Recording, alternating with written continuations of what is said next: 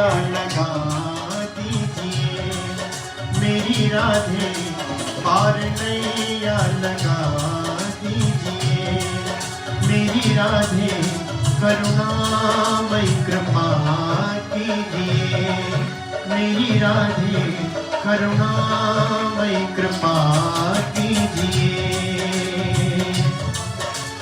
जय राधा राधा श्री राधा, जय राधा राधा श्री राधा, जय राधा राधा श्री राधा, जय राधा राधा श्री राधा, जय राधा राधा श्री राधा, जय राधा राधा श्री राधा, जय राधा राधा श्री राधा, जय राधा राधा श्री राधा।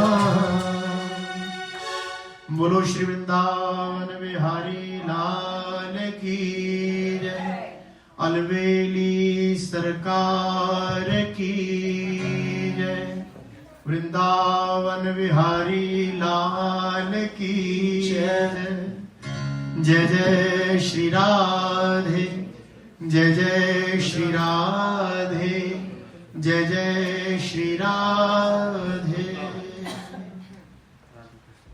आप सभी भगवत प्रेमी भक्तजनों से हमारा निवेदन, दो शब्द तो हम पहले ही गुरुजनों के बारे में आपसे बोल चुके हैं, बस इतना निवेदन करेंगे, आप सभी भक्तजन अपने अपने मोबाइल फोन जो है वो साइलेंट मोड पे लगाएं,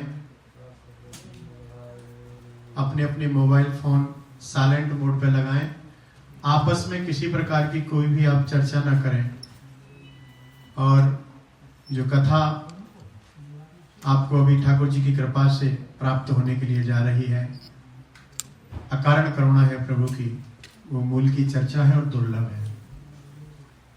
दुर्लभ है, और दुर्लभ जो वस्तु होती है वो जीवन में तब उतरती है जब उसके प्रति हमारी महत्व बुद्धि हो, और महत्व बुद्धि सबसे बड़ी ये है कि निश्चित रूप से जीवन मुक्ति का आनंद, जीवन मुक्ति का आनंद जो अपने आप में व्यवस्थित होकर के व्यक्ति एक में अनेक का दर्शन करते हुए जीवन का निर्वाह करे आनंद से, जीवन बीते सब घट मेरा साइया खाली घट ना कोई, जिनको हम लगभग पद सवैया दोहा के माध्यम से गाते हैं, जैसे तुलसीदास जी महाराज का है सिया राम में सब जग जाने करो प्रणाम, ये जीवन मुक्ति का सिद्धांत उनके जीवन में है, उसे जी रहे हैं पूरी तरह से, वो भाव जागृत होता है जिस कथा से, उस मूल की चर्चा को हम आप यहाँ पर सब सुनने के लिए उपस्थित हैं।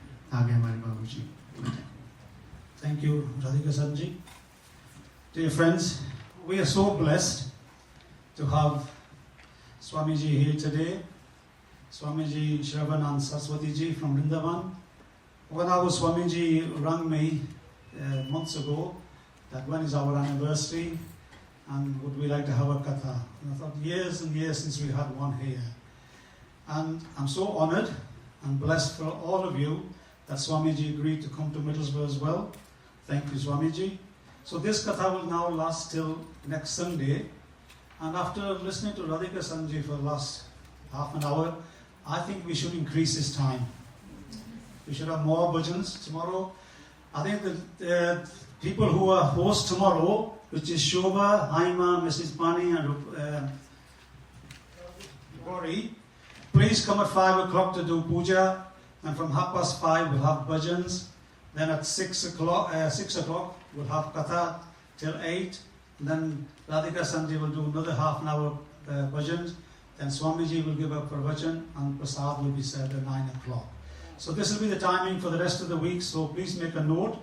I'll update you on the WhatsApp group if there's any time changes. But let's look forward to listening to Swamiji and the Srimad Bhagavad Katha. And our Swamiji will be coming down very shortly as well. And we're so blessed to have him here as well. Without Swamiji, this mandir would not have been possible. If I go back to a little bit of history, it started in 1983. My wife and I used to go to Newcastle, the mandir, and that's where I met Swamiji first time. It started from there that we would like to have some sort of a mandir in Middlesbrough. And he said, okay, let's start it, whatever we can do. So in 1984, we started hiring a little church hall. one room, and we used to do puja once a month. And it went on for 4 or 5 years, and the congregation kept growing and growing, so we felt we needed a place of our own. So in just the early part of 1990, we bought this premises. 16 of us got together and we donated £3,000 each. In 1990, £3,000 was a lot of money. So we bought this place, and then luckily we had a couple of people who were really dedicated, along with the 16 people, Dr. Dave to mention one, and Mr. Nath to mention another. This went on for years and years, and then 1991 we had our first Murti Sthapana anniversary. So 33 years we've been here since the Murti Sthapana. 2006 was when we changed from the wooden Singhasan to the marble one. And all this credit goes to actually to Mr. Nath, who raised hundreds and hundreds of thousands of pounds to make this possible. From this little hall, we built the kitchen, we built upstairs, we built a cultural center, and now we can't build any more. But it's all down to the generosity of all the devotees over the years, and lots of hard work by present committee members, past committee members. Without them, it would not have been possible. But above all, it would not have been possible without Swamiji's first guidance. And honestly, we look forward to years and years of his guidance to come forward. Thank you so much. Swamiji's upstairs, but he's heard this before of me many, many times. But now let's listen to Swami Sarvanand Saraswati Ji with the Bhagavad Katha. Thank you.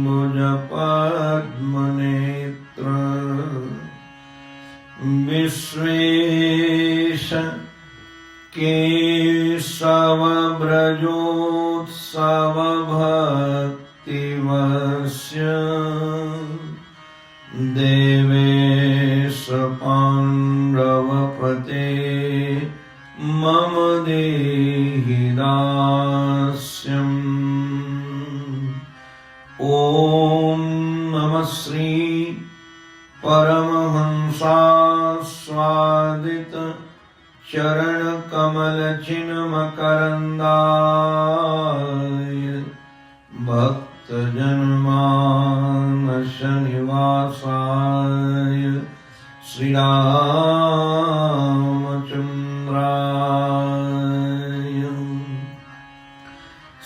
चिदानन्दरूपाय विश्वोत्पत्त्यादिहेतवे तापत्रयविनाशाय श्रीकृष्णाय वयं नमः। नारायणं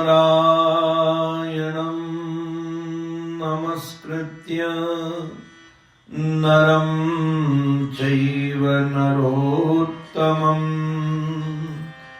देवीं सरस्वतीं व्यासं ततो जयमुदीरये। गुरुर्ब्रह्मा गुरुर्विष्णुः गुरुर्देवो महेश्वरः गुरुः साक्षात् परब्रह्म तस्मै श्री गुरवे नमः। तस्मै श्री गुरवे नमः। श्रीमन्नारायण नारायण नारायण श्रीमन्नारायण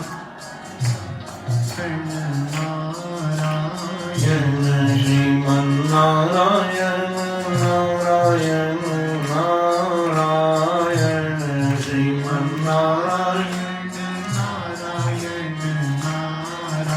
नारायण लक्ष्मी नारायण नारायण नारायण लक्ष्मी नारायण नारायण नारायण लक्ष्मी नारायण नारायण नारायण लक्ष्मी नारायण नारायण नारायण श्रीमन्नारायण नारायण नारायण श्रीमन्नारायण नारायण नारायण श्रीमन्नारायण नारायण नारायण श्रीमन्नारायण नारायण नारायण सद्गुरु नारायण नारायण नारायण सद्गुरु नारायण नारायण नारायण सद्गुरु नारायण नारायण नारायण सद्गुरु नारायण नारायण नारायण श्रीमन्नारायण नारायण नारायण श्रीमन्नारायण नारायण श्रीमन्नारायण नारायण नारायण श्रीमन्नारायण नारायण राम नारायण नारायण नारायण राम नारायण नारायण राम नारायण नारायण नारायण राम नारायण नारायण श्रीमन्नारायण नारायण नारायण श्रीमन्नारायण नारायण कृष्ण नारायण नारायण नारायण कृष्ण नारायण नारायण कृष्ण नारायण नारायण नारायण कृष्ण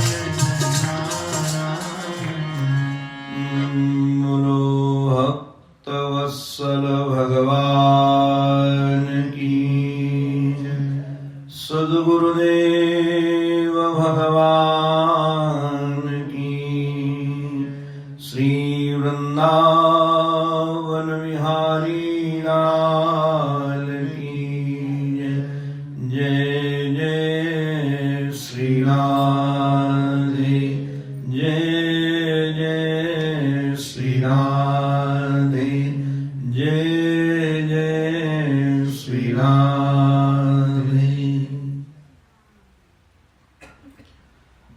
जीवन धन, जीवन सर्वस्व आराध्य श्री सद्गुरुदेव भगवान के युगल पावन पवित्र चरणारविंदों में साष्टांग प्रणिपात। परमादरणीय इस मंदिर के व्यवस्थापक शर्मा जी, परमादरणीय पूज्य विद्वत वृंद, भूदेव वृंद, पूजक वृंद, हमारे श्री किशोरी जी के लाडले श्री राधिका शरण जी, भगवान के नाम से, भगवान के धाम से, भगवान की लीला से, भगवान के प्रेमी भक्तों से अनुराग रखने वाले भक्त वृंद एवं मातृशक्ति, आप सबके रूप में अपने आराध्य की ही अनेकानेक आकृतियों का दर्शन करता हुआ आप सबके भी पावन चरणों में मैं बारंबार वंदन कर रहा हूं। भगवान की हेतु की कृपा से श्री गोलोक बिहारी बिहारिणी जी के अनुग्रह से, उनके हृदय में ही निवास करने वाले पूज्य महाराज श्री के अनुग्रह से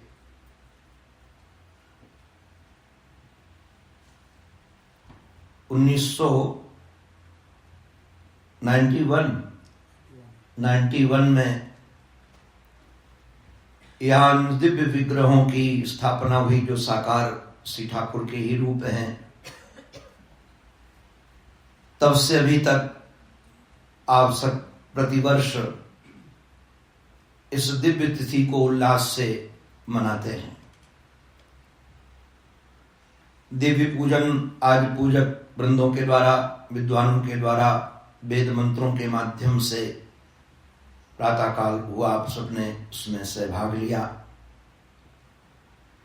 सायंकाल की वेला में सत्संग का सत्र रखा गया है, जिसमें माध्यम बनाया गया है श्रीमद् भागवत महापुराण को। सनातन धर्म की कुछ बातें हम आपके सामने चर्चा करके फिर श्रीमद् भागवत महापुराण का एक परिचय आपके सामने दूंगा, और इसको सुनना क्यों चाहिए, सुनने की हमको आवश्यकता क्यों है। लगभग जितने आस्तिक दर्शन दुनिया में है, आस्तिक दर्शन माने जो ईश्वर को मानते हैं, चाहे वह खुदा के रूप में माने, चाहे वह ईसा मसीह के रूप में माने, चाहे भगवान बुद्ध के रूप में माने, किसी न किसी रूप में जो ईश्वर को स्वीकार करते हैं, लगभग इस बात को स्वीकार करते हैं कि संपूर्ण सृष्टि उस ईश्वर की बनाई हुई है। वेद में वर्णन है, तदैक्षत एकोहम बहुश्यामी प्रजाए, मैं एक से अनेक हो जाऊं, या उसके संकल्प से ही ये सारा का सारा संसार बना है। किंतु ध्यान देने लायक बात है ये, कई संप्रदाय, कई दर्शन इस बात को मानते हैं कि ईश्वर ने इसको बनाया है, किंतु हमारा सनातन संस्कार, सनातन फिलॉसफी, सनातन दर्शन जो है, वो केवल ईश्वर को सृष्टि बनाने वाले के रूप में नहीं, वही इस रूप में बना भी है। आप सबसे हमारा एक प्रश्न है, आपके जीवन में सुख चाहते हो या नहीं? कोई दुख चाहता हो तो हाथ ऊपर करो। अच्छा, कोई दुख नहीं चाहता। अच्छा, आप लोग सुख सुबह चाहते हो या शाम को चाहते हो या रात्रि में चाहते हो? तो कहोगे कि 24 घंटे चाहिए। अच्छा, ऐसा सुख चाहते हो कि घर वालों से मिले और बाहर वालों से न मिले? ऐसा भी नहीं, सबसे चाहिए। अच्छा, ऐसा चाहते हो कि मंदिर में मिले किंतु घर में न मिले? आप कहोगे ऐसा सुख चाहते हैं कि सब जगह मिले, सब जगह मिले, सब में मिले और सब काल में मिले। यदि आपकी ऐसी सुख की कामना है तो आपकी ईश्वर की कामना है, क्योंकि ईश्वर ही सब जगह है और सब में है, सब काल में है। आपको पता हो या न पता हो कि आपको परमात्मा की प्यास है, किंतु आपको परमात्मा की प्यास है। और जब तक ये परमात्मा आपको मिलेगा नहीं, तब तक सब कुछ मिल जाने के बाद भी आप पूर्ण सुखी नहीं बनोगे। संसार का समस्त धन एक व्यक्ति को दे दिया जाए तब भी वो सुखी नहीं बनेगा। संसार में समस्त सुख की सामग्री एक व्यक्ति को दे दी जाए तब भी वो सुखी नहीं बनेगा। संपूर्ण संसार किसी एक व्यक्ति को दे दिया जाए तब भी वो सुखी नहीं बनेगा, क्योंकि उसकी प्यास ईश्वर की है। जो ईश्वर की प्यास वो व्यक्ति, स्थान, वस्तुओं में खोज रहा है। आप कहोगे ये प्यास है क्यों? ऐसी प्यास किस लिए है? इस प्यास का एक कारण बता दें आपको। कारण इस प्यास का एक है, आप लोग सब पठित हैं, कभी आपने गुरुत्वाकर्षण सिद्धांत पढ़ा होगा। मिट्टी का ढेला, पाषाण पत्थर आप हाथ से ऊपर फेंको, जितनी गति होगी जाएगा, उसके बाद फिर ऊपर जाएगा कि नीचे आएगा? नीचे आएगा। उसका कारण है कि मूल नीचे है उसका। आप दीप जलाइए, कभी कहीं भी जलाइए, किसी भी स्थान पर जलाइए, दीप की लौ ऊपर जाएगी, इधर उधर नहीं जाएगी। हवा के कारण हिल जाए इधर उधर भले ही, किंतु गति उसकी ऊपर की होगी। उसका कारण क्या है? दीप का संबंध सूर्य से है, अग्नि से है। पानी को आप किसी भी यंत्र से ऊपर चढ़ाइए, पानी को किसी भी यंत्र से ऊपर चढ़ाइए, जहां उसको अवकाश मिलेगा नीचे आएगा, क्योंकि वाटर लेवल नीचे है। ये सब स्थूल जगत में देख करके लगता है कि जिससे जिसका जन्म होता है उसका उधर आकर्षण होता है। तो हम सब का मूल ईश्वर है, जितने भी जीव हैं, इसलिए सबकी प्यास ईश्वर है। आप ईश्वर का नाम कुछ भी रख दीजिए, उसमें हमें कोई विरोध नहीं है। आप उसके साथ कोई भी संबंध बना लीजिए, उसका भी हमें विरोध नहीं है। वैसे तो ये सनातन धर्म की एक परंपरा है, जो ईश्वर के साथ संबंध बनाए जा सकते हैं। यहां ईश्वर को स्वामी बनाया जा सकता है, सखा बनाया जा सकता है, मित्र बनाया जा सकता है, ईश्वर को मां बनाया जा सकता है, पिता बनाया जा सकता है, पति बनाया जा सकता है। ये आपको और कहीं सुविधा नहीं मिलेगी। किसी मजहब में आप ईश्वर को अपना बेटा बनाना चाहो तो नाराज और हो जाएंगे वो लोग, किंतु हमारे यहां तो निश्चित रूप से आप बेटे के रूप में भी कृष्ण का भजन करोगे तो वह बेटे का फल आपको देने वाले हैं। यह हमारी संस्कृति की एक विलक्षणता है। और एक संस्कृति की बात और भी कह दूं, निश्चित रूप से इसको समझने लायक है। अब इसको समझिएगा पूर्ण रूप से, सबके यहां ईश्वर का अवतार नहीं होता है। मैं किसी का नाम नहीं लूंगा, किसी के यहां उनके सेवक भेज दिए जाते हैं, पैगंबर भेज दिए जाते हैं, किंतु स्वयं नहीं आते वो। किंतु हमारे यहां ऐसी विषम परंपरा है, गीता में भगवान स्वयं कहते हैं, भगवान ने कहा यदा यदा हि धर्मस्य ग्लानिर्भवति भारत अभ्युत्थानम धर्मस्य तदात्मानं सृजाम्यहम्। जब जब होए धर्म की हानि, बाढ़े असुर अधम अभिमानी, तब तब धरि प्रभु विविध शरीरा, हरहि सदा सज्जन कर पीरा। भगवान का अवतार होता है। और हमारे यहां अनेक रूप रूपाय विष्णवे प्रभु विष्णवे, आप किसी रूप में भी ईश्वर की आराधना कर सकते हो। हम लोगों को बचपन में सिखाया गया कि कहीं एकांत में हो और तुम्हारे पास में नर्मदेश्वर नहीं है, शिवलिंग नहीं है, कहीं मंदिर भी नहीं है, और आपको शिव जी की पूजा करना है तो अपने अंगुष्ठ को, दाहिने अंगुष्ठ को लो, बाएं अंगुष्ठ को, और अंगुष्ठ में ही शिव का चिंतन करके नमः संभवाय च मयो भवाय च नमः शंकराय च महेश्वराय च नमः, आप भगवान शंकर का पूजन कर लो। नदी के पाषाण खंड में कहा ये साक्षात भगवान विष्णु हैं, शालिग्राम, की आराधना कर लो। आप देवी, और एक विशेषता बताएं, दुनिया के किसी मजहब में ईश्वर को स्त्री के रूप में स्वीकार नहीं है। कोई भी मजहब सनातन धर्म को छोड़ करके स्त्री के रूप में ईश्वर को नहीं देखता है। उनके यहां जितने ईश्वर हैं सब पुरुष हैं, किंतु हमारे यहां श्री राधा रानी के रूप में, हमारे यहां श्री किशोरी जी के रूप में, हमारे यहां पराम्बा जगदम्बा भगवती के रूप में आप ईश्वर की आराधना कर सकते हो। आपको दुनिया के किसी मजहब में नहीं मिलेगा कि छोटी सी बेटी को देख करके कहें ये साक्षात भगवती है, हम इसकी राधा रानी के रूप में पूजा करते हैं।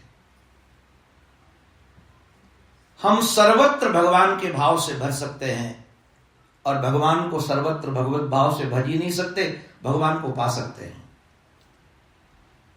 क्योंकि हमारा भगवान एक जगह नहीं है, हमारा भगवान सब जगह है। हमारा भगवान सर्वत्र है। तो मैं वेद की कुछ चर्चा करके फिर भागवत की चर्चा आपके सामने रखूंगा। भागवत को आप जानो। भागवत कोई ग्रंथ ऐसा नहीं कि आप ग्रंथ पढ़ लिए, सुन लिए, काम बन गया। ये भागवत ऐसा दिव्य ग्रंथ है कि जिस दिन आपके जीवन में उतर जाएगा आपका काम बन जाएगा। ये जीवन में उतारने का ग्रंथ है। भागवत में स्पष्ट रूप से वेदव्यास जी ने वर्णन किया है, निगम कल्प तरोर गलितम फलम सुख मुखाद अमृत द्रव संयुतम पिबत भागवतम रसमालय मुहुरहो रसिका भूवि भावुका। रसिका भावुका, अरे रसिको, अरे भावुको, इस भागवत को सुनना नहीं है। हमको शर्मा जी ने और पूज्य महर्षि ने यहां इसलिए नहीं बुलाया कि आप हमारी भागवत सुनो, और हम भागवत सुनने में बहुत ज्यादा महत्व भी नहीं देते। भागवत पियो, पिबत भागवतम। वेदव्यास जी महाराज जानते थे कि लोग सुनेंगे तो इस कान से सुनेंगे, इस कान से निकाल देंगे, किंतु भागवत सुनकर निकालना नहीं है, भागवत सुनकर आत्मसात करना है। पिबत भागवतम। हम आपको 2-2.5 घंटे में, आज तो 1.25 घंटे ही हमको बोलना है, 2-2.5 घंटे में हम आपको भागवत पूरी सुना भी नहीं सकते हैं। मैं तो 21 दिन तक भी कथा करता हूं, सुबह 4 घंटे, शाम को 4 घंटे, तब भी भागवत पूरी नहीं होती है। मैंने 1-1 महीने की भी कथाएं की हैं, किंतु भागवत कभी पूरी नहीं हुई। भागवत को ऐसा ग्रंथ नहीं कि आप पाठ करके उसको पूरा कर लो। भागवत की कथा आपको क्या कहें, ये कोई सामान्य ग्रंथ नहीं, भागवत विद्यावताम भागवते परीक्षा, ये रिसर्च का ग्रंथ है, ये विद्वानों के रसभोग का ग्रंथ है। बड़े बड़े विद्वानों की मति कुंठित हो जाती है भागवत में। आज भले ही व्यापारियों ने भागवत को बहुत सस्ता कर दिया है, और इसके कारण भागवत का जो अर्थ होना चाहिए वो चला गया। पद्म पुराण में वर्णन है कि तीर्थों में जब साधक नहीं भोगी लोग रहने लगेंगे, अर्थ लोलुप रहने लगेंगे, तीर्थ का सार चला जाएगा। साधु वेश में जब ढोंगी रहने लगेंगे, अंदर से साधुता नहीं है और केवल व्यापार के लिए कपड़ा पहना है, तो साधुता का गुण चला जाएगा। और भागवत की कथा जब गेहे गेहे जने जने कारिता कण लोभे न कथा सारस ततो गता, जब पैसा के लिए कथा होगी तो कथा का सार चला जाएगा। आज की एक कथा ध्यान रखिएगा, लगभग कथाएं पैसे के लिए होती है, और पैसे की होली कथा होने के कारण कथा का जो सार होना चाहिए वो मिलता ही नहीं लोगों को। ऐसा लगता है कि हमने कथा सुन ली है। आयोजक लोग भी जब चंदे की कथा कराते तो सोचते कितना पैसा इकट्ठा हो जाए, अधिक से अधिक जजमान बना लो, पैसा इकट्ठा हो जाए।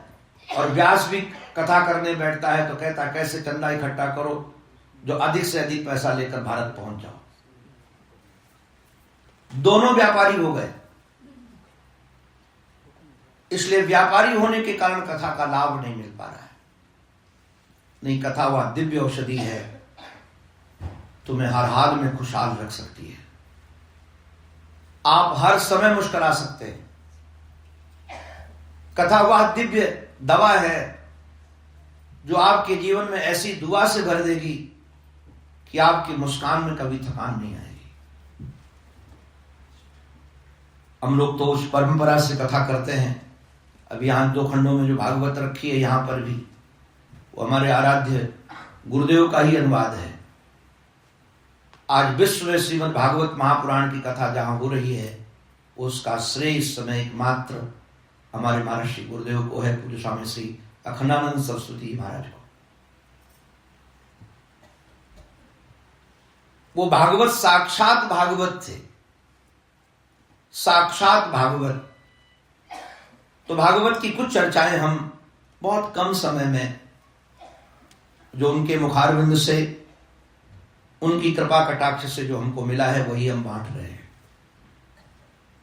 यहां कथा हम चंदा के लिए नहीं आए हैं, न यहां हम कुछ आप लोगों से मांगने आए हैं,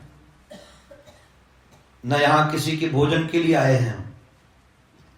यहां महर्षि के कारण आए हैं और हम चाहते हैं कि आप इसका लाभ लो।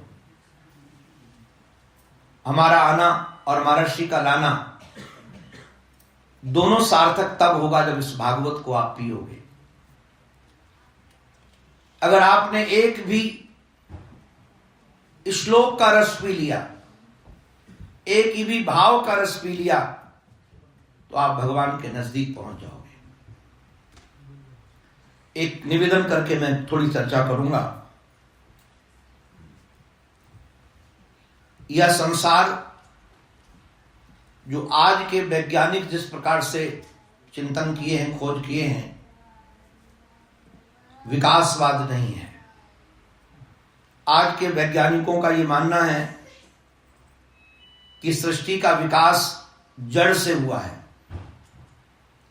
पहले बंदर थे, बंदर से मनुष्य बन गए। पहले किसी को पता नहीं था अग्नि क्या है, 2 पत्थर आपस में टकराए, चिंगारी निकली तो अग्नि का विकास हो गया। ध्यान रखिएगा, यह सृष्टि का सृजन परमात्मा ने किया है और परमात्मा सर्वज्ञ है। यह प्रकृति का विलास नहीं है। ये परमात्मा ने अपने संकल्प से सागर बनाए, समुद्र बनाए, तारे बनाए, सूर्य बनाया, ये पृथ्वी बनाई। और ध्यान रखिएगा 84 लाख प्रकार की योनियां बनाई, 1-2 नहीं, 84 लाख प्रकार की योनियां। और ये 4 खानों से 84 लाख प्रकार की योनियां हैं। कुछ प्रकार की योनि पृथ्वी को फाड़ कर निकलती हैं, ये वृक्ष आदि हैं। कुछ प्रकार की योनियां अंडों से पैदा होती हैं, ये पक्षी आदि हैं। और कई प्रकार की जो योनियां हैं स्वेदत पसीने से, गंदगी से उत्पन्न होती हैं। इनका क्रम नहीं है कि इनका बाप होगा तब कर्म होगा, जहां गंदगी है वहां आपस में पैदा हो जाएंगे। और कई प्रकार की चौथी सृष्टि है, वो जरायुज है, जो माता के महाराज गर्भ में एक झिल्ली में बंद होकर के बढ़ा है, गर्भाशय में बढ़ा है। उसमें मनुष्य है, बंदर है, गाय आदि है। इन 84 लाख प्रकार योनियों में संपूर्ण लगभग एक प्रकार की योनि को छोड़ करके सब भोग योनि है। पशु भोग योनि है, पक्षी भोग योनि है, वृक्ष भोग योनि है, मछली आदि सब भोग योनि है। इनके कर्म, यदि कुछ कर्म करते हैं तो ना उनका कोई फल मिलता है उनको, ना कोई उसमें हानि होती है। शेर यदि किसी का शिकार कर लेता है तो उसको कोई पाप वाप नहीं लगता है, और वह यदि किसी को छोड़ देता है तो उसको कोई पुण्य भी नहीं मिलता है। वह अपने पूर्व जन्म के पाप या पुण्य के फल को भोगने के लिए वो शरीर मिला है। केवल जो मनुष्य शरीर है, ये मनुष्य शरीर जो हम लोगों को मिला है, ये हमारे कर्म का विपाक नहीं है। कर्म का विपाक का अभिप्राय कि हमने बहुत अच्छे कर्म किए थे मनुष्य शरीर बना दिया गया, ऐसा नहीं है। मैं लगभग 81 से शास्त्र चिंतन में लगा हूं। दर्शन शास्त्र पर हमने पीएचडी भी की है भगवत कृपा से, बीजू से। अब तब से अभी तक जो निर्णय पर मैं पहुंचा हूं, इन शास्त्रों का अध्ययन करके भारतीय वांग्मय के लगभग साहित्य का गुरुचरणों की कृपा से अवलोकन करने का अवसर मिला है। इससे बड़ा दुनिया में साहित्य कोई है भी नहीं। उसका अवलोकन करके एक बात कहना चाहता हूं आप सबसे। हाथी क्यों बनते हैं, शेर क्यों बनते हैं, मछली क्यों बनते हैं, बिल्ली क्यों बनते हैं, कुत्ते क्यों बनता है जीव, इसका कारण है। किंतु मनुष्य क्यों बनता है इसका कारण ही नहीं है। एक कारण है केवल,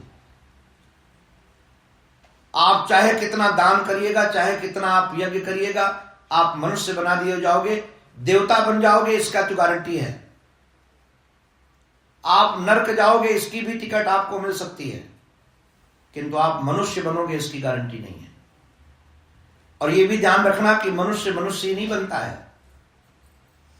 कि हमारे मरने के बाद हम तो ना किसी के नाती पोते बन जाएंगे या कोई हमको दूसरा शरीर मिल जाएगा। मनुष्य शरीर से हम कुत्ता भी बन सकते हैं, सुअर भी बन सकते हैं, बिल्ली भी बन सकते हैं, वृक्ष भी बन सकते हैं, ये जड़ योनियों में भी हम जा सकते हैं। तो मनुष्य बनाने का हेतु क्या है? मनुष्य बनाने का एक ही हेतु है, भगवान की कृपा। और जो कृपा होती है वो कृपा करने वाले के आश्रित होती है। कबहुक करि करुणा नर देही, और ये चांस है। हम कई बार एकांत में रो पड़ते हैं कि मनुष्य शरीर बहुत दुर्लभ है और लोगों को मिला है और कुछ काल के लिए मिला है। 1 घंटा 1 मिनट भी आप इस काल को बढ़ा नहीं पाओगे, किंतु जिसके लिए मिला है उसके लिए हम प्रयोग में नहीं ला रहे हैं। ये मनुष्य शरीर में ही ऐसा सामर्थ्य है कि आप इससे भगवान को पा सकते हो, जिसने सृष्टि को बनाया है। और जिस दिन आपने उसको पा लिया, ध्यान दीजिएगा, उसी दिन आपकी सुख की प्यास मिटेगी और आप पूर्ण सुखी हो पाओगे। सुखी मीन जहां नीर अगाधा, जिम हरि शरण न एकौ बाधा। मछली वहां सुखी रहती है जहां जल गहरा होता है, निर्भय होती है। जहां जल बहुत कम होता है, सूखने का डर होता है। ऊपर से जंगली जानवर, अपने जंतु भी पकड़ लेंगे उसको, चील की दृष्टि पड़ेगी तो वो पकड़ कर ले जाएगी। संसार में समस्त योनियां भय से भरी हुई है, एक भी योनि ऐसी नहीं जो भय से न भरी हो। आप भय और भार से यदि मुक्त होना चाहते हो तो भागवत सुनो। भागवत भार मुक्त बनाती है, भय मुक्त बनाती है। यहां आपको किसी प्रकार का भय नहीं रहेगा। भय से मुक्त करने वाला ग्रंथ भागवत है। और यह उधार सौदा भी नहीं है कि मैं आप लोगों को भागवत सुना कर जाऊंगा तो 1 महीने के बाद, 2 महीने के बाद, 4 महीने के बाद फल मिलेगा, ऐसा नहीं है। प्रविष्ट कर्ण रंधेन स्वानाम भाव सरोरुहम। आपके कर्ण कोहरों से जैसे भागवत जाएगी तो भागवत जाकर के करेगी कि अंदर जैसे भागवत पहुंची तो एक परिवर्तन करेगी। प्रविष्ट कर्ण रंधेन स्वानाम भाव सरोरुहम धुनोति समलम कृष्ण। आपके जन्म जन्म के जो पाप हैं उनको पहले धोएगी। भागवत मां है, भागवत पिता नहीं है, ध्यान रखिएगा। पिता बच्चा सजा संवरा हो, खेल रहा हो तो उठा लेगा, किंतु बच्चा गंदगी में पड़ा हो, मल लगा हो, नहाया ना हो तो उठाएगा गोद में।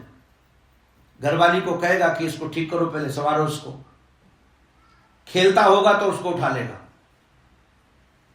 पिता तो निश्चित रूप से खेलते हुए जीव को प्यार करते हैं, किंतु मां कैसी होती, चाहे कितने गंदगी में वो पड़ा हो, मां उसको उठाती है, उठाकर उसकी गंदगी साफ करती है, उसको संवारती है, उसको दूध पिलाती है और उसको प्रसन्न होकर के पिता के गोद में देती है। तो भागवत तो मां है, आपको प्रसन्न करके परमात्मा की गोद में देने के लिए तैयार है। अब ये भागवत का अवतरण कैसे हुआ उसकी थोड़ी चर्चा आपको मैं कर दूं, क्योंकि ये तो विदेश है, भारत में लोगों को पता ही नहीं चलता। बड़े बड़े विद्वान हमारी कथा प्रोफेसर लोग करवाते हैं और प्रोफेसर कथा करने के बाद 7 दिन में भागवत की कथा करता हूं और बाद में लोग कहते हैं महाराज जी ने बड़ी कृपा की, करुणा की, 7 दिन तक हमको श्रीमद् भगवत गीता सुनाया। अब उनको श्रीमद् भगवत गीता और भागवत में भेद ही पता नहीं है। आप लोगों से हमारी और एक प्रार्थना है, आप अपने सनातन धर्म को पढ़ो, समझो। सुनने की अपेक्षा पढ़ना जोर दो। आज हम लोगों ने पढ़ना बंद कर दिया है। भागवत कोई पढ़ना नहीं चाहता, गीता कोई पढ़ना नहीं चाहता, रामायण कोई पढ़ना नहीं चाहता, और हम लोग सोचते हैं पढ़ने पढ़ाने का काम ब्राह्मणों का है, पंडितों का है, पुजारियों का है। हम तो केवल पैसा कमाने के लिए पैदा हुए हैं और पैसा कमाते कमाते रोते रोते मर जाएंगे, इसलिए पैदा हुए। ये ग्रंथ केवल धार्मिक नहीं है, आध्यात्मिक है। आप इन ग्रंथों को पढ़ोगे तब पता चलेगा कि ग्रंथ हैं क्या। ये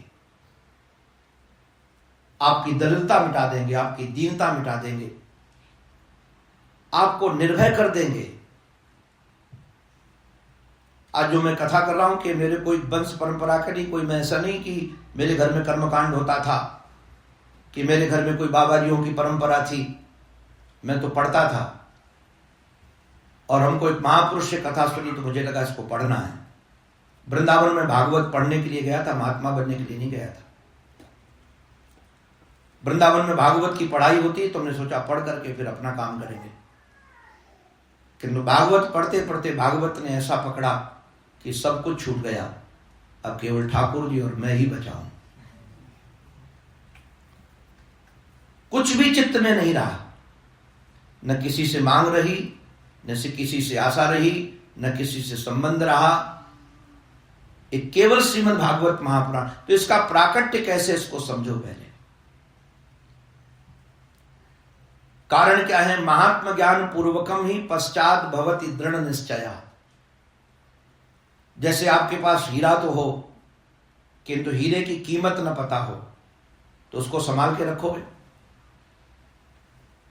आपको पता हो कि ऐसे जर्किन है, अमेरिकन डायमंड है हीरा, तो आप उसको बाथरूम में भी छोड़ दोगे, रसोई घर में भी छोड़ दोगी। किंतु आपको पता चले कि जो हमारे पास हीरे की अंगूठी है इसकी कीमत 1 करोड़ है, तो आप छोड़ोगे फिर उसको? फिर तो कैसी मंजूसा में रखोगे, संभाल कर रखोगे, लाकर में रखोगे। क्यों भाई? पहले भी था, पहले तो संभालते नहीं थे, अब क्यों संभाल रहे हो? बोले पहले कीमत पता नहीं थी। इसलिए कीमत पता होनी चाहिए आपको। महात्म बुद्धि जब तक नहीं होगी तब तक आपको लाभ नहीं मिलेगा। महात्म बुद्धि हो। जैसे आप लोग मंदिर में आते हो तो आप लोगों को लगता है मूर्तियां हैं, तो जैसे यहां मूर्ति ऐसे घर में रख लेंगे मूर्ति, किंतु घर की मूर्ति इस मूर्ति में बहुत फर्क है। यहां मंत्रों के द्वारा ठाकुर जी प्रकट हैं, यहां विधि से पूजा होती है आचार्य के द्वारा, इसलिए जागृत हैं। ये आपकी बात सुनेंगे, भले आकार एक जैसे ही हो सकते हैं, किंतु वहां और यहां में फर्क है। तो भागवत क्या है, थोड़ी सी बात चर्चा में करूंगा, फिर पूज्य महर्षि का आशीर्वचन हमको मिलेगा,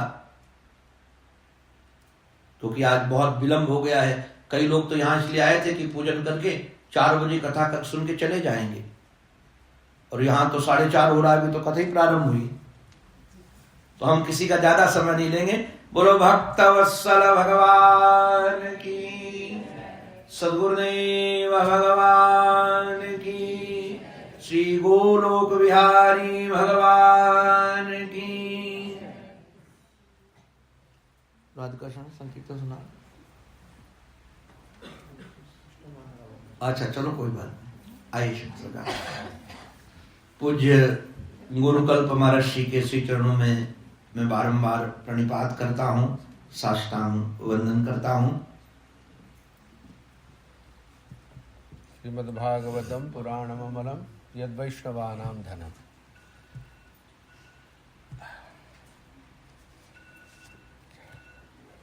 राधिका सन को भी कर दो, ब्रजवासी है हमारे।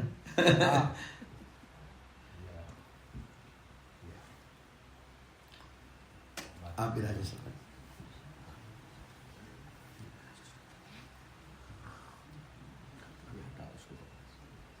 हमें तो पूज्य महर्षि का प्रेम ही यहाँ खींच लाया, नहीं तो इस समय तो हमारी कथा गीता पुरुष में ऋषिकेश में थी, और 1.5-2 वर्ष पहले निश्चित हो गई थी कि महर्षि का अनुग्रह हुआ। तो फिर हमने कहा कि मैं जून में करूंगा, और हमको तो लाभ यही था कि महाराज जी का सानिध्य मिलेगा। गुरुर्ब्रह्मा गुरुर्विष्णु गुरुर्देवो महेश्वर, गुरुर् साक्षात् परम ब्रह्म, तस्मै श्री गुरवे नमः। अखंडमंडलाकारं व्याप्तं येन चराचरं, तत्पदं दर्शितं येन तस्मै श्री गुरवे नमः। बोलो व्यास जी महाराज की जय, सद्गुरुदेव भगवान की जय, श्रीमद् भागवत महापुराण की जय। मैं निवेदन कर रहा था, गीता में, रामायण में भगवान के अवतार के हेतु हैं। हेतु माने कारण। जो परमात्मा निर्गुण है, निराकार है, व्यापक है, ब्रह्म है, निरंजन है, वह सगुण साकार बनकर आ जाता है, वह आचार्य बनकर आ जाता है, वह गुरु बनकर आ जाता है, वह गोविंद बनकर आ जाता है। उसके हेतु है, कारण है, क्यों बनते हैं भगवान। श्रीमद् भागवत महापुराण में तो 24 अवतारों की चर्चा है, और प्रत्येक अवतार का हेतु अलग अलग, कारण अलग अलग। जिस कारण के लिए राम जी का अवतार हुआ उस कारण के लिए कृष्ण का नहीं हुआ, और जिसलिए कृष्ण भगवान का अवतार हुआ वो कारण परशुराम के लिए नहीं है, वो कल्कि के लिए नहीं है। इसलिए 24 अवतारों की लीलाएं सबकी अलग अलग हैं। कपिल भगवान के अवतार का हेतु अलग है, नृसिंह भगवान के अवतार का हेतु अलग है। इद मिथ्यम कही जात न सोई, केवल इसीलिए भगवान का अवतार होता है, ये भी कहना संभव नहीं है। मैं तो कई बार लोगों को निवेदन करता हूं कि भगवान को इन दुष्टों को मारना होता, केवल दुष्टों को मारना ही भगवान के अवतार का हेतु होता, कारण होता, तो सज्जन और दुर्जन को शक्ति कहां से मिलती है? परमात्मा से। वहीं से कनेक्शन काट दो। आपके घर में जो यंत्र आ रहा है, यंत्र चल रहा है, चाहे बिजली हो चाहे चूल्हा हो, यदि विद्युत से चल रहा है तो मूल से कनेक्शन काट दो तो वहां कोई चलेगा? रेफ्रिजरेटर नहीं चलेगा। तो उनको असुरों को मारने के लिए भगवान को आने की जरूरत नहीं थी। केवल रावण तो ऐसे ही मर जाता अहंकार में। रावण को तो हनुमान जी महाराज मार के आ जाते, राम जी को मारने की जरूरत नहीं थी उसमें। तो प्रत्येक अवतार के हेतु अलग अलग है। द्वापर में एक हेतु अवतार का बना, जातप परासराद योगी वासव्याम कलय हरे। भगवत कृपा से ये तिथि बहुत पवित्र है, बहुत पवित्र तिथि है। आज हमारे सनातन धर्म के प्रहरी रक्षक, अगर चाहे भगवत्पाद शंकराचार्य भगवान का अवतार न होता तो सनातन धर्म बौद्ध धर्म में परिणित हो गया होता। बौद्ध इतने बढ़ गए थे उस समय, तो भगवान शंकराचार्य का अवतार आज के ही तारीख तिथि पर हुआ था। आज भगवत्पाद शंकराचार्य भगवान की जयंती है। बोलो शंकराचार्य भगवान की। और प्रतिपदा को श्री पराशर ऋषि की जयंती थी। अभी हम लोगों ने अमावस्या को सुखदेव जी महाराज की जयंती मनाई। ये मास बहुत पूरा का पूरा मास ही पवित्र है। हमारे स्वामी जी महाराज ने करुणा करके इसी मास में मंदिर की प्राण प्रतिष्ठा करवाई है। एक एक तिथि बड़ी महत्वपूर्ण है। तो पराशर ऋषि के संकल्प से वेद व्यास जी महाराज का प्राकट्य हुआ। ये 28वें व्यास हैं। इनके पहले 27 व्यास और हो चुके थे। व्यास एक पद है, जैसे राष्ट्रपति एक पद है। अच्छा, गजब की बात, पद की बड़ी विलक्षणता होती है। पद में जो बैठता है वो राष्ट्रपति कहलाता है। अब जैसे द्रौपदी मैया मुर्मू बैठी है हमारे यहां, पद तो राष्ट्रपति का, स्त्री बैठी है तो क्या राष्ट्रपति कहलाएगी? पति तो पुरुषवाची है, राष्ट्रपति तो पुरुषवाची है, किंतु उस पद पर जो भी बैठेगा राष्ट्रपति ही होगा। पदत्वेन, क्योंकि वो पद का नाम है। ऐसे जो व्यास है ना, व्यास ये पद का नाम है। व्यास शब्द का अर्थ होता है जो वेदों का विस्तार करे। जो वेदों का विस्तार करे उसका नाम व्यास, इसलिए वेद व्यास बोलते हैं। इसके पहले ब्रह्मा भी वेद व्यास बन चुके हैं। कई वेद 27 बार व्यास हो चुके हैं। तो भगवान साक्षात भगवान कृष्ण द्वैपायन के रूप में प्रकट हुए। कृष्ण द्वैपायन के। अच्छा, कृष्ण द्वैपायन क्यों हुआ नाम? क्योंकि इनकी मां ने द्वीप में छोड़ दिया था और मां लज्जा के कारण चली गई थी। तो द्वीप में मिलने के कारण इनका नाम द्वैपायन हुआ। और सांवरे रंग के थे इसलिए इनका नाम कृष्ण द्वैपायन हुआ। श्री कृष्ण द्वैपायन ने लोगों के दुर्भाग्य को देखा, क्योंकि उनके पास दिव्य दृष्टि थी। इन महापुरुषों के पास दिव्य दृष्टि होती है। जैसे हमारे पास इस दरवाजे के पीछे क्या हो रहा है मुझे पता नहीं है, आपके दिल में क्या हो रहा है वो भी पता नहीं है, कल क्या होगा वो भी पता नहीं है, किंतु महापुरुषों को सब पता होता है। वो 1000 वर्ष के बाद क्या होगा वो भी पता होता है। कृष्ण द्वैपायन ने अभी तो कलयुग चल रहा है। द्वापर में जब महाराज ये चर्चा की, उस समय कलयुग का वर्णन किया था, और जो महाराज अभी हो रहा है सब वहां लिखा हुआ है। भारत में क्या होगा, कहां क्या होगा, सबका वर्णन है। लोगों की मनोदशा कैसी होगी, लोगों के वस्त्र कैसे होंगे, लोगों का व्यवहार कैसे होगा, लोग बच्चे माता पिता को कब मानेंगे, कैसे मानेंगे। अब रामायण में तुलसीदास जी महाराज ने लिख दिया है कि ससुराल प्यार लगी जब ते, रिप रूप कुटुंब भय तब ते। जैसे छोरा का ब्याह हो जाता है और उसको ससुराल प्यारी लगने लगती है, तो माता पिता उसके दुश्मन लगने लगते हैं। आजकल बच्चे अपनी मां का उतना ध्यान नहीं रखेंगे जितनी सासू मां का ध्यान रखेंगे। ये तो अपनी मां तो नकली मां हो गई, सासू मां असली मां हो गई। इसका वर्णन है, सारा वर्णन है।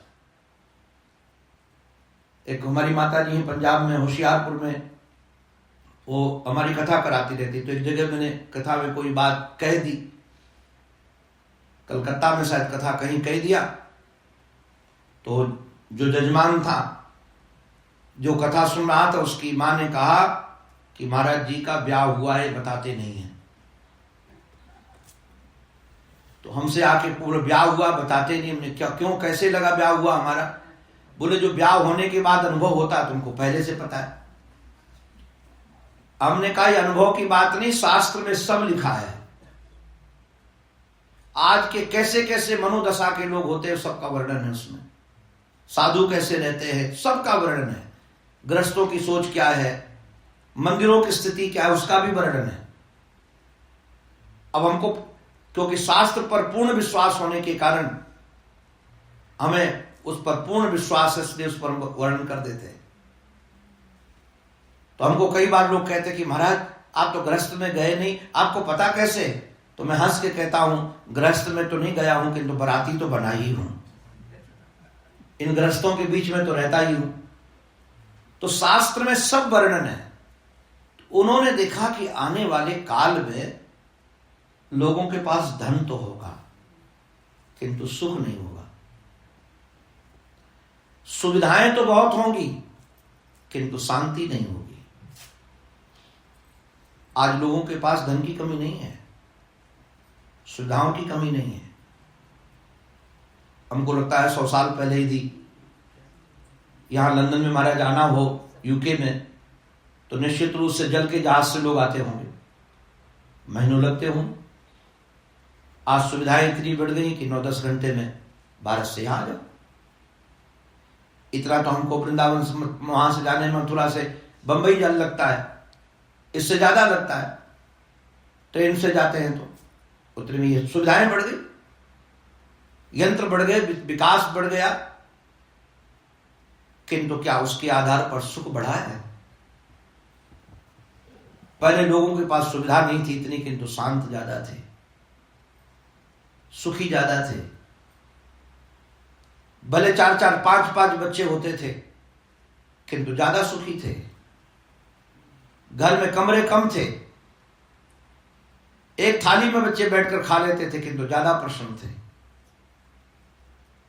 तो कृष्ण द्वैपायन ने लोगों का दुर्भगान वीक्ष, उन्होंने दुर्भाग्य देखा कि समय कैसा होगा कि लोग गाय दूध देगी तो तब तो रखेंगे, और नहीं देगी तो डंडा मार के भगा देंगे। माँ बाप जब तक काम के होंगे तब तक तो सम्मान होगा, जिस दिन काम के हो नहीं रहे तो सम्मान ही नहीं होगा। ये सब दुर्भाग्य लोगों का देखा, सोचा क्या करें, कैसे सुखी बनाए।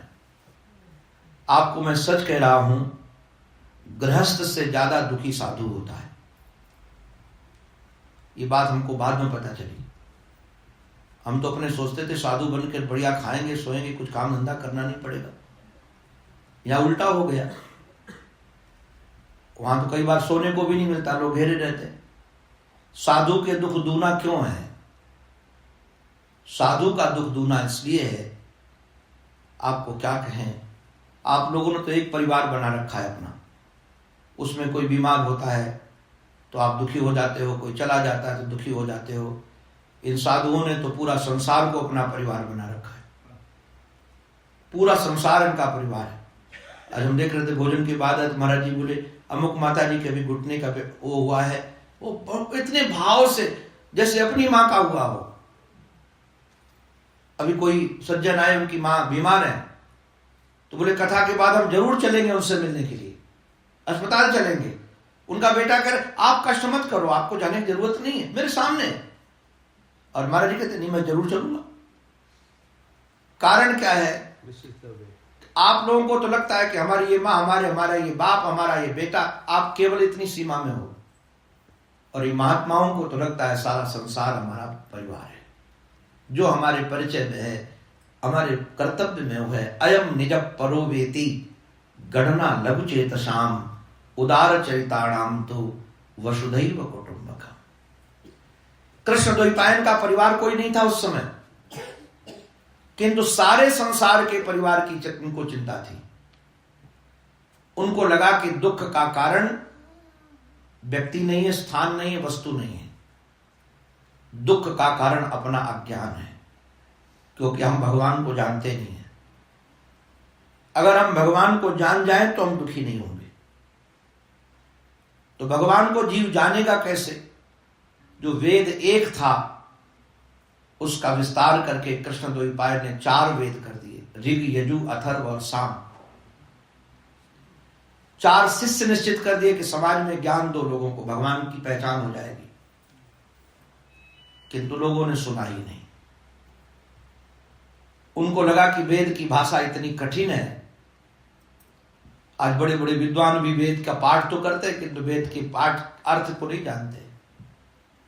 हम लोग सहस्र शीर्षा पुरुषा शास्त्राक्षा सहस्त्रपात ये बोलते तो हैं, किंतु इसका अर्थ क्या होता है पता ही नहीं। हम कई बार हंसते हैं, आरती होती है तो लगभग ही परंपरा में लोग बोलते कर्पूर गौरम करुणावतारम संसार सारम भुजगेंद्र हारम सदा वसंतम। अब ये शंकर की स्तुति है, यहाँ कर्पूर की आरती से कोई लेना देना नहीं है। कर्पूर गौर के समान भगवान शिव का शिव विग्रह है, तो भाषा से दूरी होने के कारण उसके भाव से वंचित रह गए।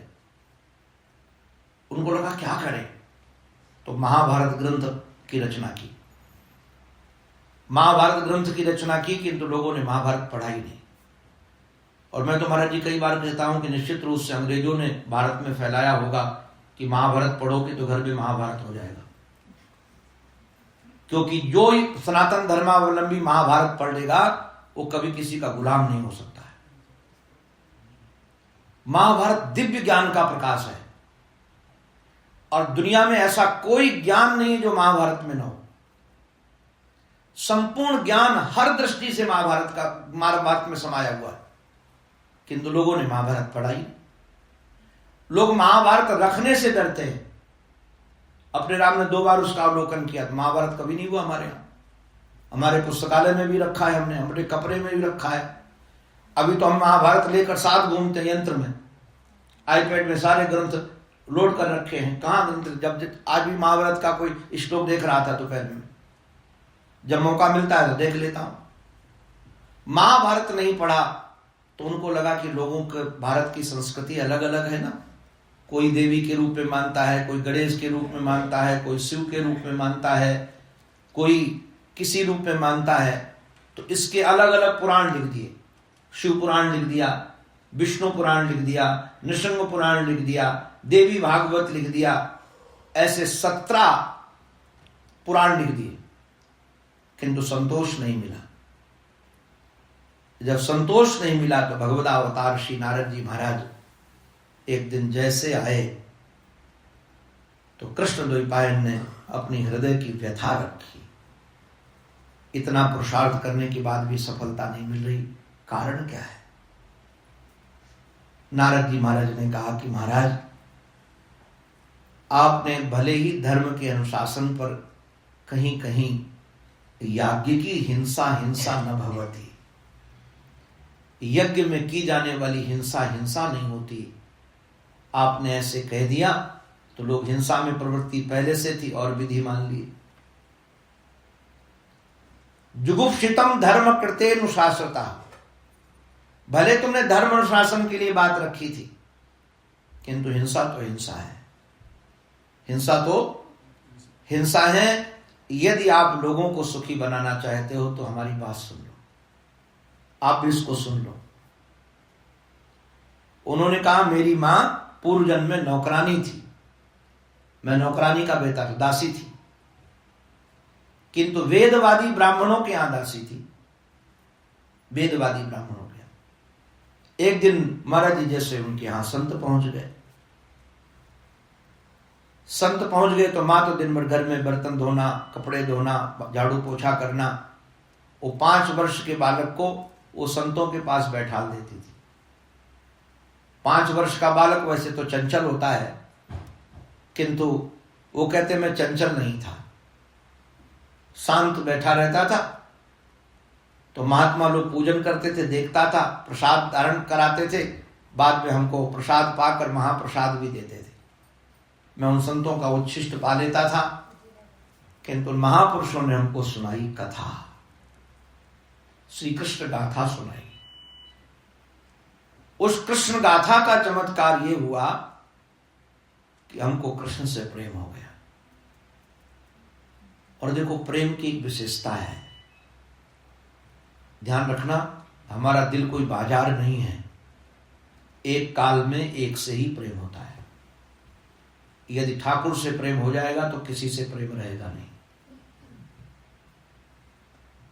काम सबके साथ, व्यवहार सबके साथ करेगा, वो प्रेम ठाकुर से करेगा।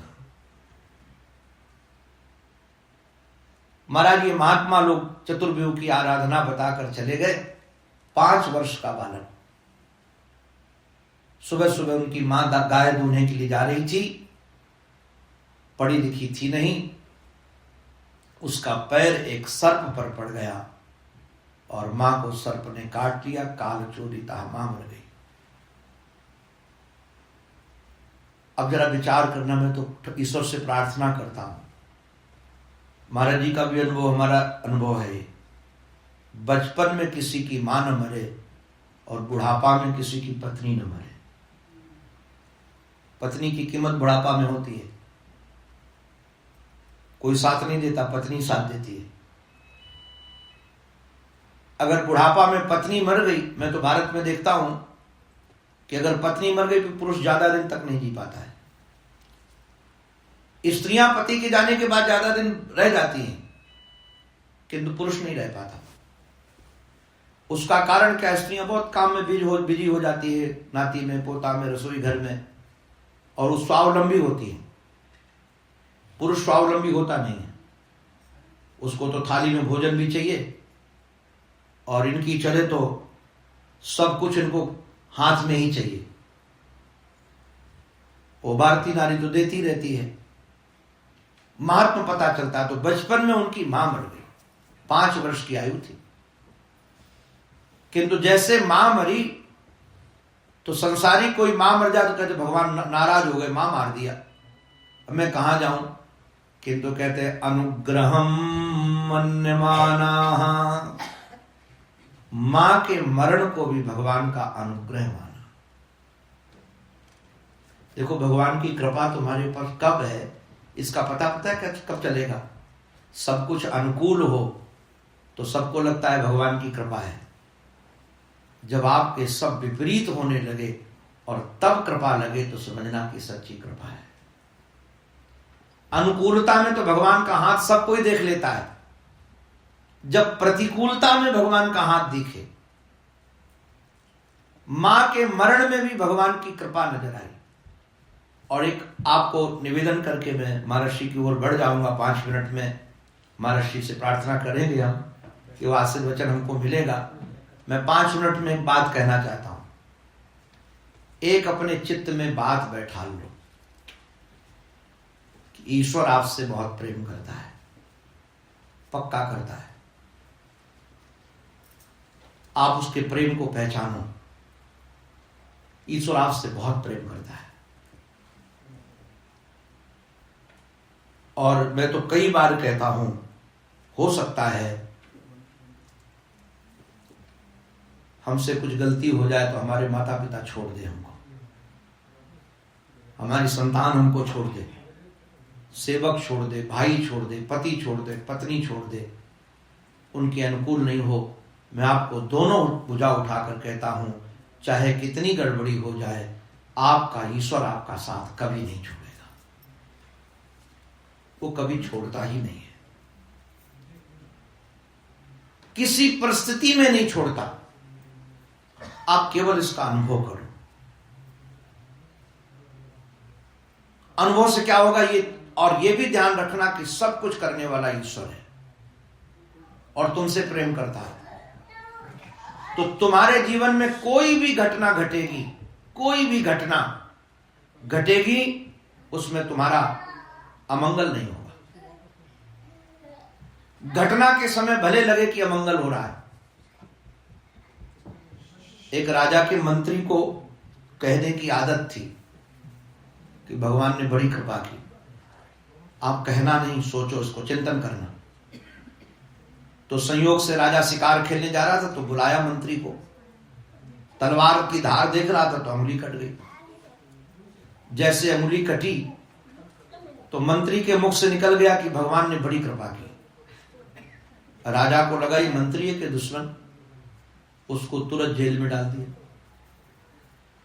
कई वर्षों के बाद राजा ने मंत्री को निकाला जेल से और कहा, उस दिन अंगुली कटी थी, तब तुमने कहा था कि भगवान ने बड़ी कृपा की, सचमुच में कृपा की, किंतु तुम इतने दिन जेल में पड़े रहे, ये कौन सी कृपा है?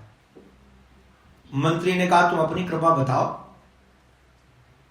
तुम्हारे ऊपर क्या कृपा हुई? तो बोले, शिकार खेलने गया था, रास्ता भटक गया, कोल भीलों की नगरी में पहुंच गया, उन्होंने पकड़कर नरबलि देने के लिए हमको ले गए भद्रकाली के मंदिर में।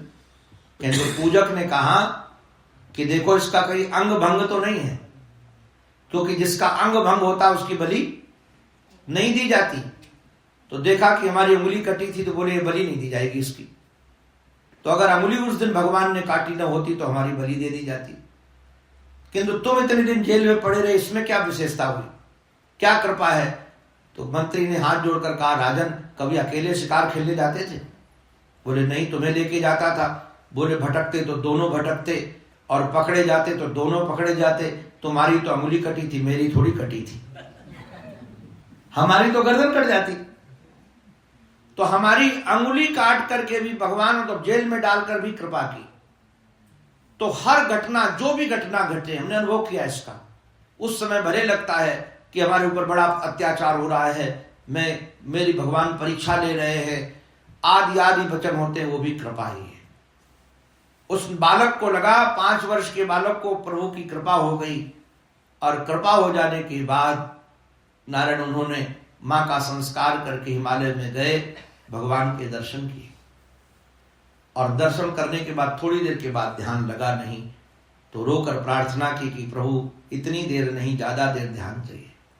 अभी तो भगवत कृपा से अक्षय तीज के दिन परशुराम जी की जयंती भी थी, और अपने हमारे श्री नरनारायण ऋषि की भी जयंती थी, अभी 2 दिन पहले नरनारायण ऋषि की जयंती और परशुराम जयंती भी थी। आज भगवत कृपा से सूरदास जी महाराज की भी जयंती है। आज अष्टछाप कवियों में सूरदास जी महाराज की भी जयंती है।